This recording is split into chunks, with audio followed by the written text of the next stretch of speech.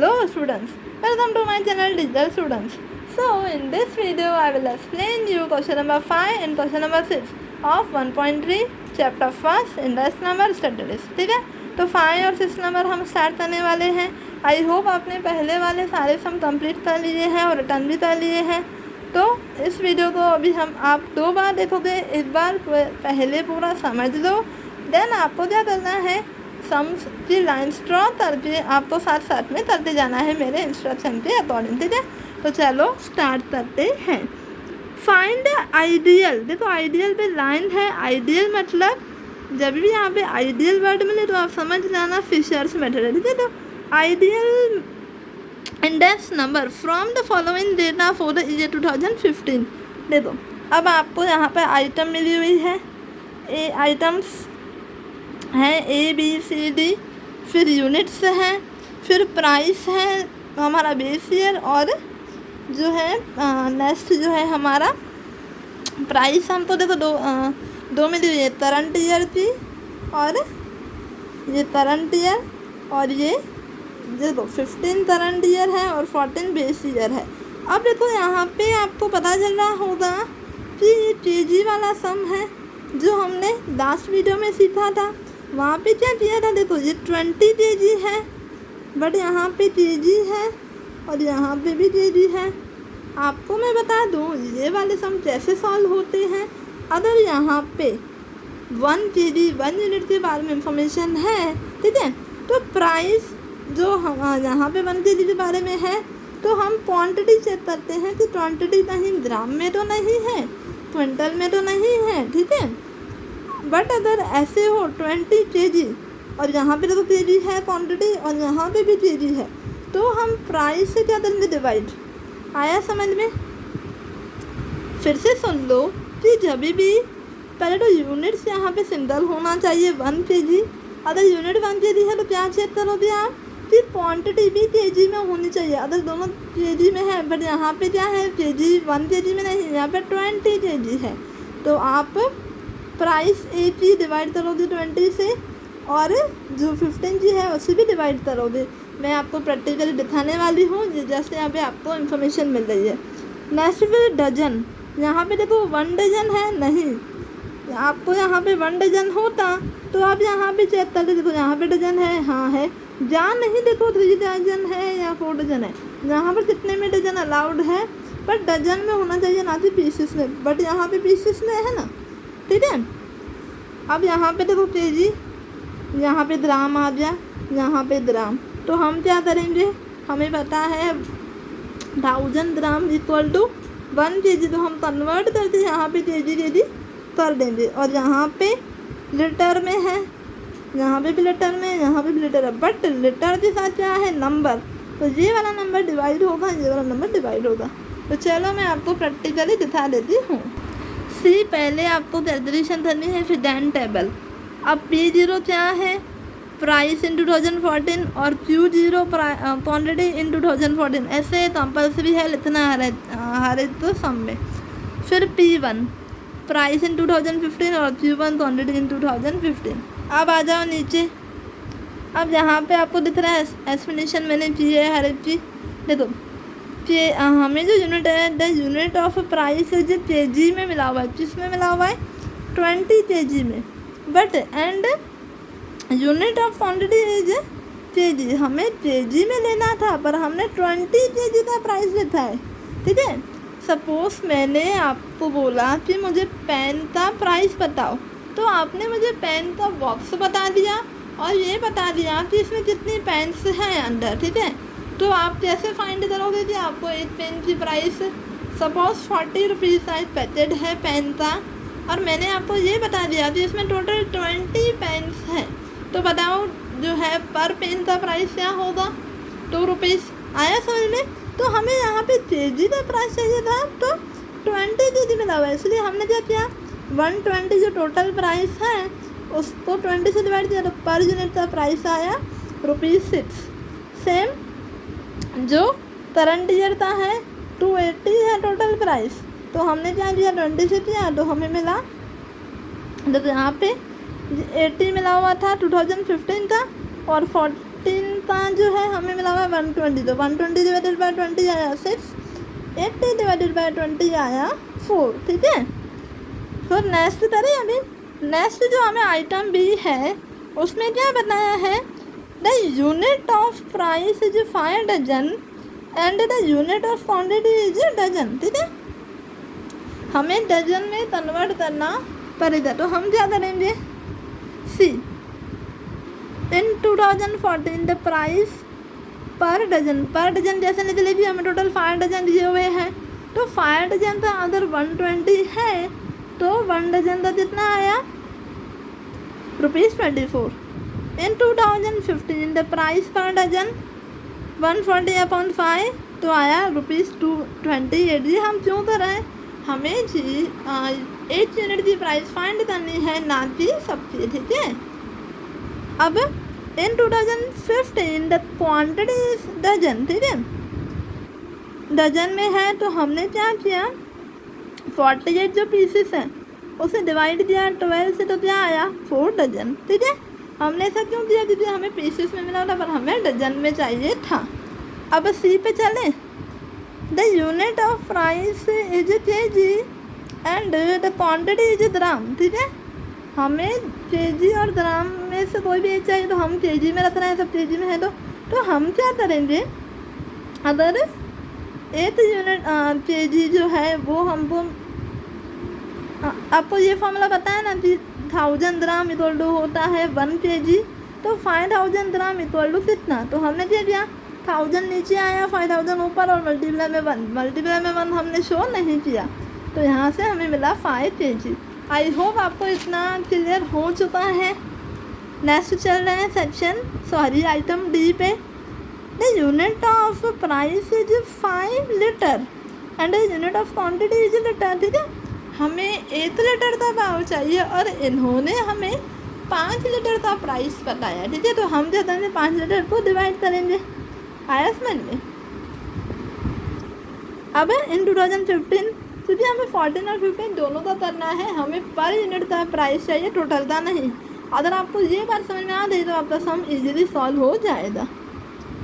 The price पर litre तो क्या आया 500/5, तो आया, वेट अ मिनट, तो देखो अब इसका आंसर क्या आया 1.4 और इसका आंसर आया 1.76। मैंने निकाला था बट लिखना भूल गई, अभी ध्यान दिया कि लिखना है, ठीक है।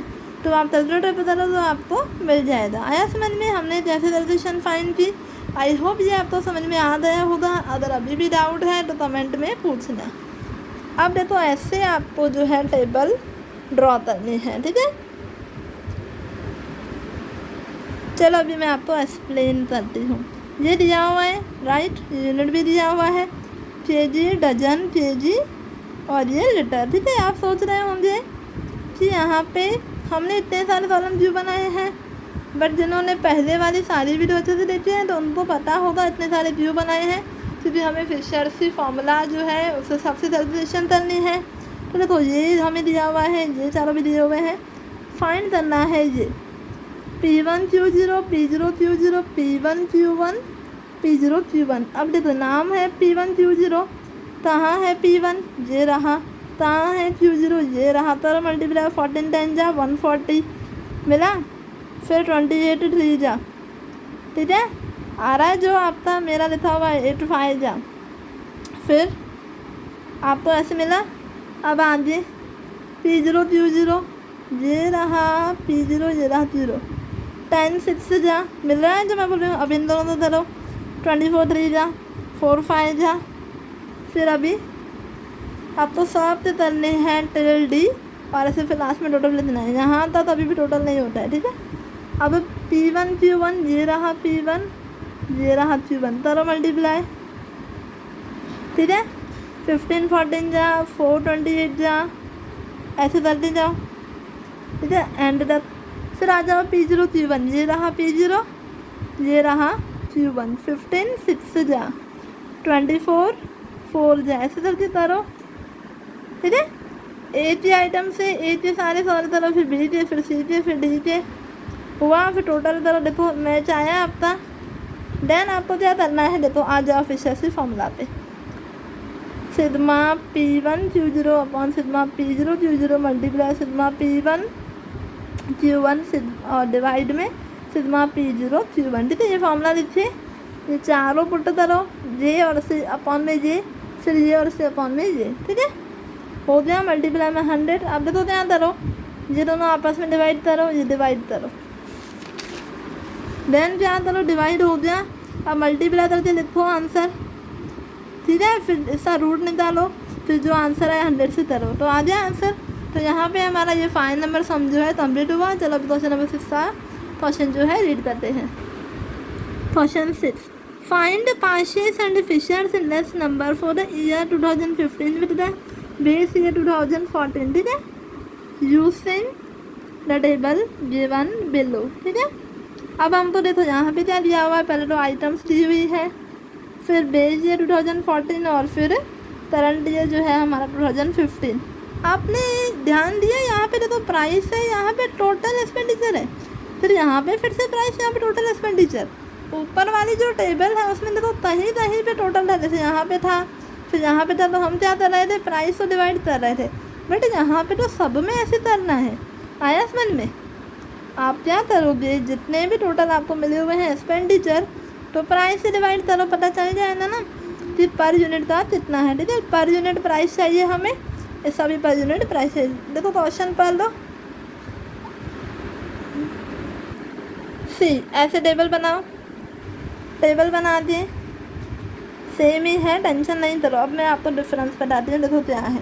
वैसे Q0 जो मिला हुआ था वही रखते थे यहाँ पे भी, ठीक है, और Q1 तो भी यहाँ भी, बट यहाँ पे हम तो पर यूनिट की क्वान्टिटी नहीं है, हम तो टोटल एक्सपेंडिचर दिया हुआ है। तो जब भी Q का ऐसे पूरा दिया हो तो हम क्या करते हैं कि Q जो हम तो टोटल वाला मिला हुआ है डिवाइड करते हैं P0 से और यहाँ पे P1 से। ठीक है, तो जैसे ही आप करोगे तो 400 अपॉन 100, 500 अपॉन 100, 600 अपॉन 150, 1080 अपॉन 180 और 1000 अपॉन 250। ठीक है, सेम इसमें भी ऐसे 720, इसमें मतलब करंट ईयर में 720 अपॉन 120, 600 अपॉन 120, 800 अपॉन 160 और 1000 अपॉन 200। ठीक है, तो इतना समझ में आया।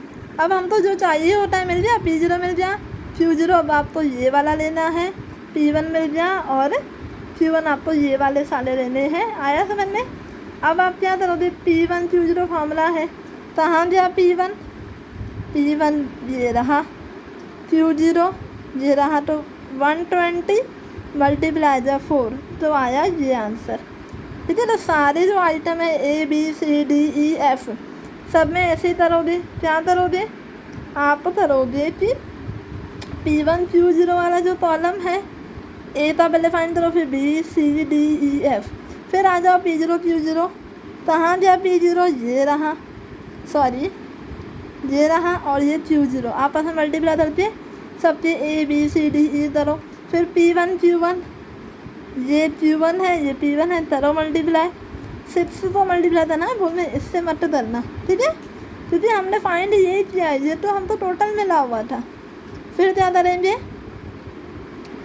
P0 Q1 कहाँ गया, P0 ये रहा, Q1 कहाँ गया ये रहा, तो मल्टीप्लाई करते जाओ और टोटल आया जो लास्ट में।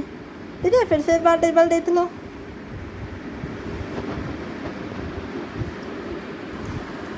सी जो मैंने फॉर्मूला बताई ना, मैंने यहाँ पे आपको शो भी किया। आप जब सम लिखो ना, पहले ऊपर जो है ये लिख देना। ठीक है, टोटल जो है हमको लिखना है एक्सपेंडिचर ऑफ सभी आइटम का, और नीचे क्या करना है, टोटल प्राइस से करना है। ठीक है, चलो अब आ जाते हैं हमारे फर्स्ट आंसर, पार्शियस इंडेक्स नंबर। तो sigma P1 Q1 upon sigma P0 Q0 लिखो थे, मल्टीप्लाई करो 100 से, जो हमने टेबल में आंसर फाइंड किया ना, मल्टीप्लाई करके याद रखना यहाँ पे कभी भी रूट नहीं होता है। ठीक है, फिशर्स में होता है, फिर ऐसे मल्टीप्लाई करोगे फिर आंसर आया। ठीक है, अब चलते हैं हमारे next answer Fisher's index number पे। तो आपको याद होगा हमने कुछ ही मिनट पहले किया ये Fisher's index number. Formula root के अंदर सिग्मा P1 Q0 और नीचे sigma P0 Q0 multiply P1 Q1 और नीचे P0 Q1 और बाहर मल्टीप्लाई में 100। तो पहले तो वैल्यू पुटता रहो जो हमने 4 फाइंड की, फिर ये वाला ये आपस में डिवाइड और ये डिवाइड कर दिए, आप तो रखने हैं ऐसे, फिर इनका मल्टीप्लाई करो जो आए, फिर रूट से बाहर निकल के इससे मल्टीप्लाई करो। देखो इसका आंसर क्या आया 115.14 और इसका आया पाशिता आया 115.2। ठीक है, यहाँ पे 0.2 है यानी 0.20 और 0.4। तो हमेशा इनका जो आंसर है दोनों का बाजू बाजू में ही आता है। मैंने लास्ट वीडियो में भी आपसे जो है समझाया था आपको। सो 1.3 यहाँ पे फिनिश हुआ। आई होप ये वीडियो आपके लिए हेल्पफुल रही है। अगर हेल्पफुल रही है तो लाइक और शेयर ज़रूर बनता है और इस वीडियो को रिटर्न ज़रूर करना। तो कमेंट में आप कर सकते हो अगर आपको कोई भी कन्फ्यूज़न है। तो चलो, थैंक यू फॉर लिसनिंग में और मिलते हैं नेक्स्ट वीडियो में।